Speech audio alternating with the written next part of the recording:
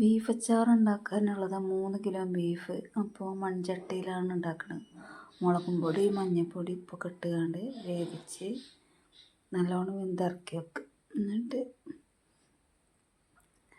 ചട്ടി അടുപ്പത്ത് വെച്ച് നല്ലെണ്ണ വാർന്നു കൊടുക്കുക. എന്നിട്ട് നമ്മൾ ബീഫ് വേവിച്ച് വെച്ച ബീഫ് ഇടുക. നല്ലോണം ഒരുവിധം മൂപ്പായോളം ഇളക്കി കൊടുത്ത് ശരിയാക്കുക. അങ്ങനെ ഒരുവിധം ആയി കൊടുക്കണ്ടേ. പിന്നെ നമ്മൾ ഈ പൊരിച്ച് വെച്ച ഇറച്ചി കോരി വെച്ചതിന് ശേഷം ആ എണ്ണയ്ക്ക് തന്നെ ഉലുവ ഇടുക. മുളകും പൊടി, മഞ്ഞൾപ്പൊടി, കാശ്മീരി മുളകും പൊടി, കായപ്പൊടി, ഉപ്പ്, പിന്നെ വെളുത്തുള്ളി, ഇഞ്ചി, പച്ചമുളക് പേസ്റ്റ്, കരിവേപ്പിൻ്റെ ഇല ഇതൊക്കെ പാടിട്ടെടുത്ത് ശരിയാക്കിയിട്ട്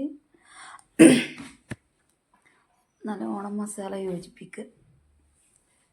അതിൻ്റെ ശേഷം നമ്മൾ സുർക്ക വാർന്നു കൊടുത്തുകൊണ്ട് ആ മസാലയിൽ എണ്ണ തെളിഞ്ഞ് വരുന്ന നേരം നമ്മൾ പൊരിച്ച് വെച്ച ബീഫ് അതിൽ ഇട്ട് കൊടുക്കുക. ആ ബീഫ് ഇട്ട് കൊടുത്തുകൊണ്ട് നല്ലോണം എരും പുളിയൊക്കെ കറക്റ്റ് പാകമാണ് നേരത്തെ ഇറക്കി വെച്ചാൽ നമ്മളെ ബീഫ് അച്ചാർ റെഡിയായി. അപ്പോൾ ഇതാണ് ഞാൻ നല്ല ഉണ്ടാക്കിയ ബീഫ് അച്ചാർ.